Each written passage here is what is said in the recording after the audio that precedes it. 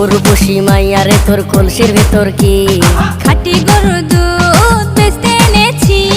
দে না একটু খাই, দামটা আগে চাই, আর দে না একটু খাই।